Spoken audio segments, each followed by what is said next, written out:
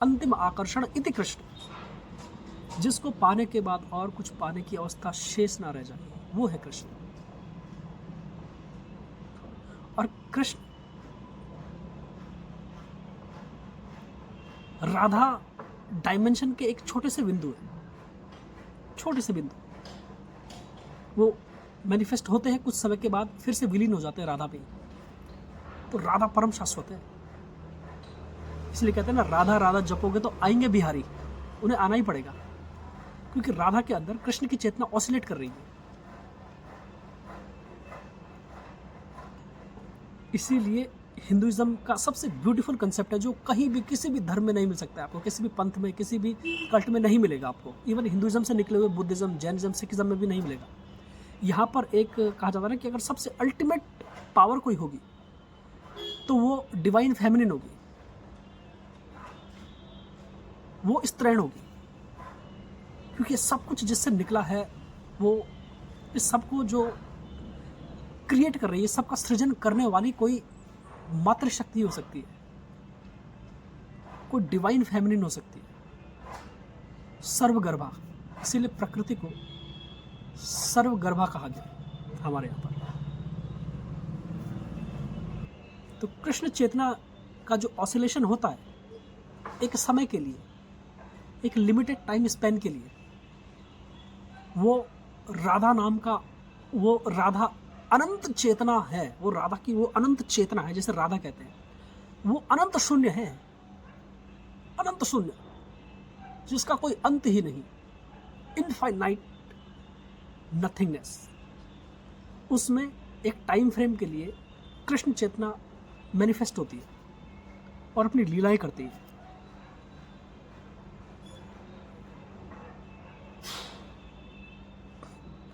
राधा, ये जो परम शून्यता है जिसे राधा कहते हैं, इसमें पता नहीं कितनी बार कृष्ण, कितने कृष्ण आए और कितने कृष्ण फिर से विलीन हो गए। भगवान श्रीमद् भागवत गीता में जब अर्जुन को जब गीता के उपदेश देते हैं, तो स्टार्टिंग में ही भगवान कृष्ण कहते हैं ना कि अर्जुन, ये कोई पहली बार नहीं है कि मैं तेरे को गीता का उपदेश दे रहा हूँ। भगवान कृष्ण महाभारत में गीता का जब उपदेश, जब गीता उतरती है अर्जुन पे, तो भगवान श्री कृष्ण कहते हैं ना कि ये गीता कोई पहली बार नहीं है जो दी जा रही है। पहले सूर्य पे उतरी, सूर्य ने विवस्वान को दी, फिर वहाँ से आगे आई, और हमारे तेरे और मेरे बीच में जो संवाद है ये कोई पहली बार नहीं हो रहा है, ये कई बार हो चुका है, अनंत बार ये हो चुका है। तो अनंत बार हो रहा है, कैसे हो रहा है, ये कहाँ पर हो रहा है, वो स्टेज कौन सा है, वो मंच कौन सा है जहाँ पर ये हो रहा है? वही मंच तो राधा है, वो नथिंगनेस ही तो राधा है, वो परम शून्यता ही तो राधा है, जहाँ पर ये सारी गेम चल रही है, जहाँ पर कृष्ण चेतना उतरती है कुछ समय के लिए और फिर से विलीन हो जाती है। तो कृष्ण एक घटना है और राधा शाश्वत है।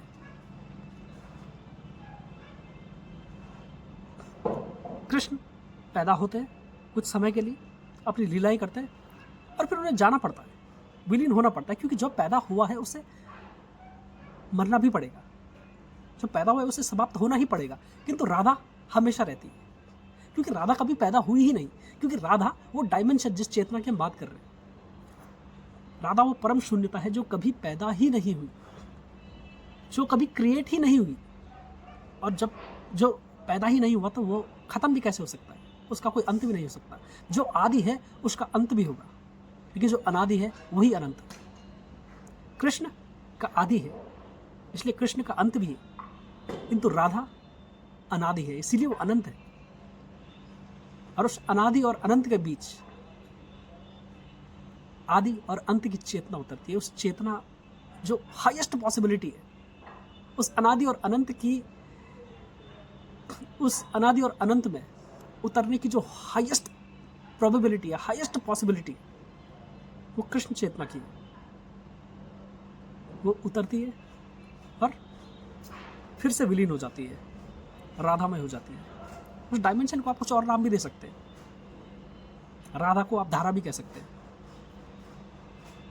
राधा एक्चुअली हम देखते हैं कि माता राधा बिल्कुल अच्छी सी ब्यूटीफुल सी हमारी माता है, वो ठीक है, हमारे कहानी की फॉर्म में ऐसा कहा जा सकता है, लेकिन राधा वो इसेंशियलिटी है, वो नथिंगनेस है, जहाँ पर वो गर्व है, जहाँ पर कृष्ण ऐसी चेतना मैनिफेस्ट हो सकती है।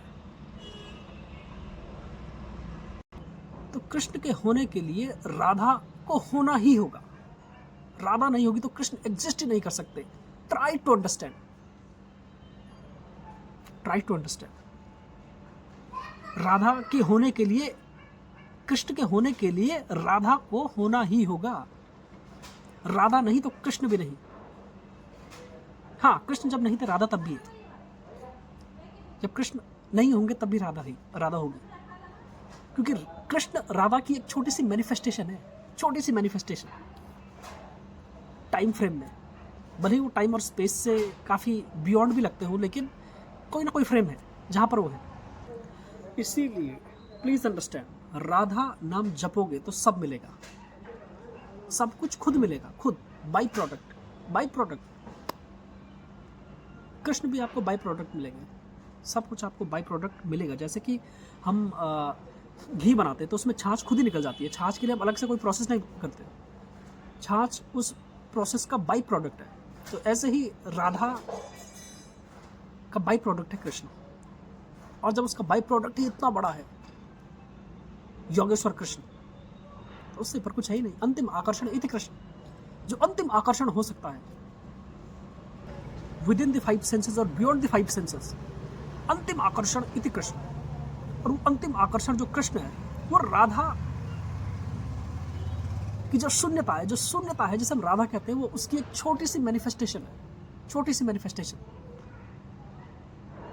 तो वो नथिंगनेस कैसी होगी हम इमेजिन ही नहीं कर सकते, हम परसीव ही नहीं कर सकते, क्योंकि वो इंपेरिकल हो ही नहीं सकती। और हमें अगर 5 की जगह हमें 10 इंद्रियां मिल जाए, ये सेंसेस हमारे कितने ही बढ़ जाए, तो भी हम उसे परसीव नहीं कर सकते। एक लिमिटेड स्पेक्ट्रम होगा जहाँ पर हम उसे परसीव कर रहे होंगे, बहुत छोटा लिमिटेड परसेप्शन, लिमिटेड स्पेक्ट्रम होगा।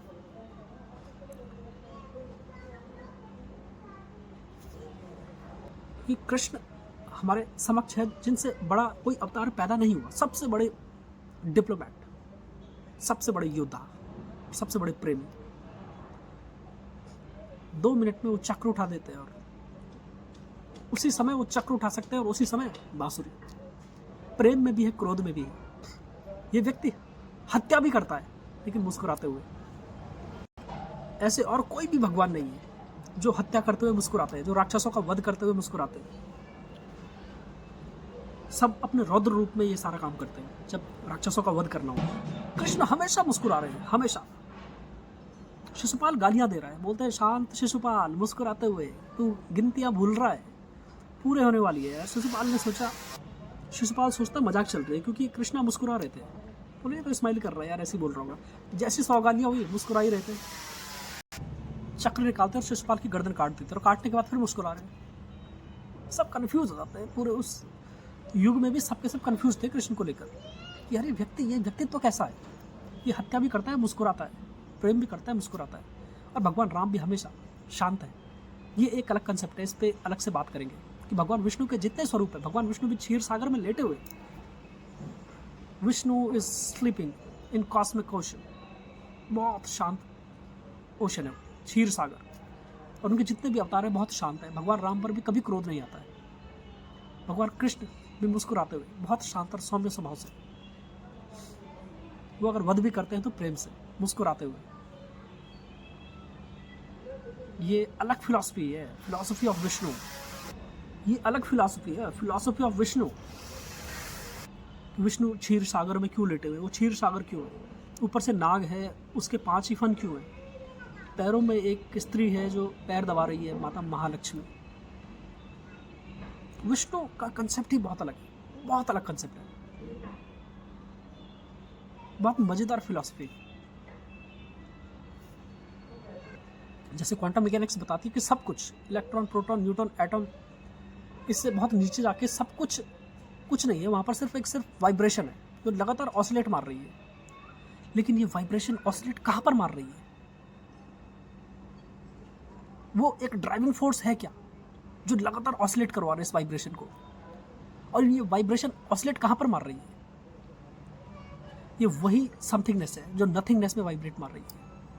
वो नथिंगनेस ही राधा है, और जो उसमें ऑसिलेट मारती हुई वाइब्रेशन है वो कृष्ण है। और वो बहुत सारी वाइब्रेशन है, हम भी वो वाइब्रेशन है, लेकिन वो सबसे उच्च वाइब्रेशन है। उस नथिंगनेस की सबसे उच्च वाइब्रेशन जो है वही कृष्ण है, 64 कलाओं के स्वामी।